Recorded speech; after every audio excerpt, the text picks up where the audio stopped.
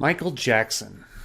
The name stirs up so much in everyone across the world. The music, the dancing, the fashion, the hype, the controversy. Whatever your opinion as it currently stands regarding the late pop star, one thing is for certain. He has left an indelible impact on not only the musical world, but the cultural world as we know it.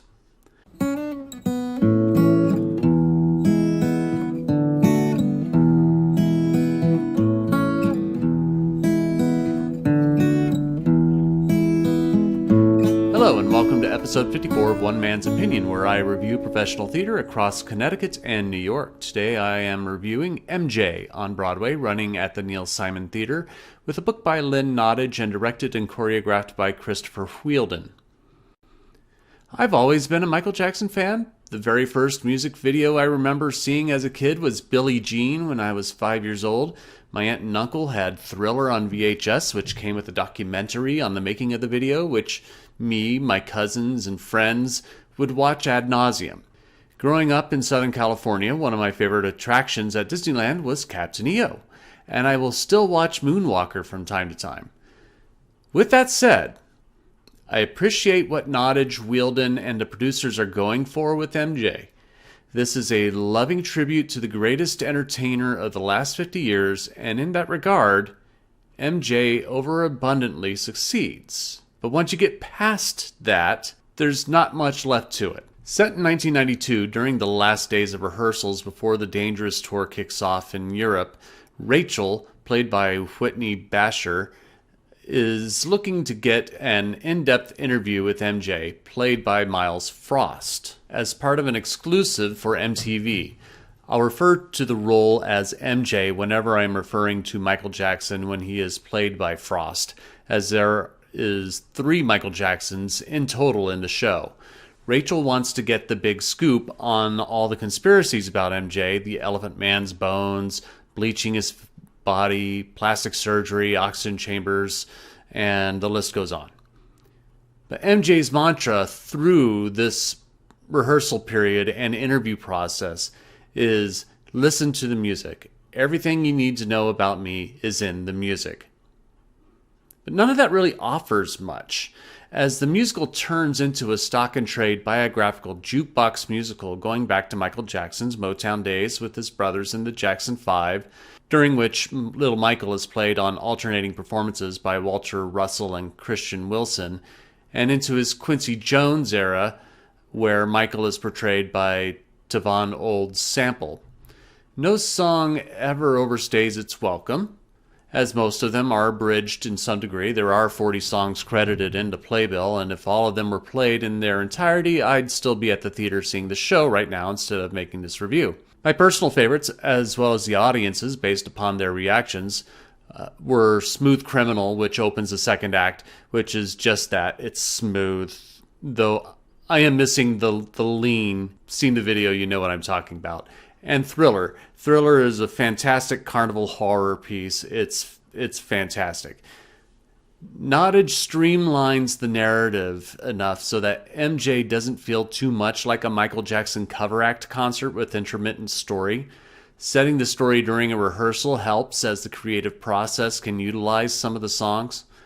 What is done well here is that Nottage keeps a conflict present through the show, unlike most jukebox shows where we get 10 to 15 minutes of one conflict, overcome it, and move on to the next chapter of an artist's career.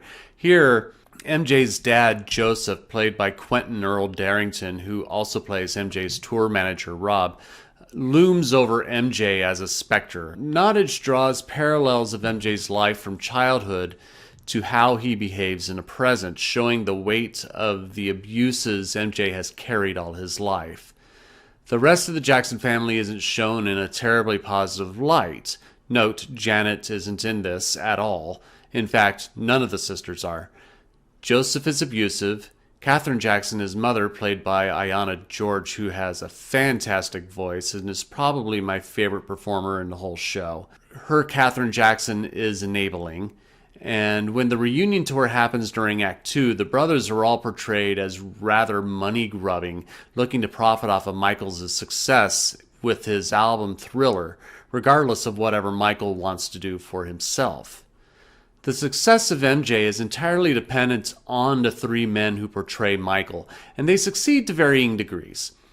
Frost, taking the biggest role, excels with the dancing and the singing. He is superb. It's uncanny how good he replicates Michael vocally and in dance. But his acting is a bit one note. Part of it is playing a role who is extremely guarded in private and doesn't open himself up, especially to the press. His posture is very much guarded and he kind of doesn't express much facially. So when it comes to performing the music, that's when he should be able to get more character out. Unfortunately, he still doesn't give too much to work with. Granted, no one is Michael Jackson, and no one will ever fully and adequately replicate his energy, but I wanted more from Frost's facial performance. The moves he has, and wow, he was superb, like I said, in that regard. If you watch Michael's live performances, you can go to YouTube and watch the Budapest concert.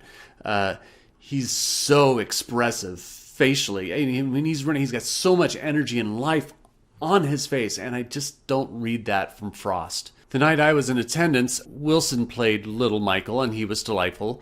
But really, the best Michael for me is Old Sample, who has a lot more to work with, as Michael isn't as closed off as MJ is by the time Dangerous came out, being allowed to show a much wider range of emotion and character.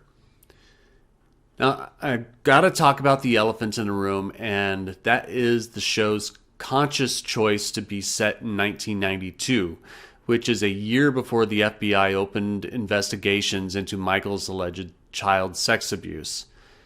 Ultimately, the FBI released a file in 2009 saying they never found any solid evidence against him.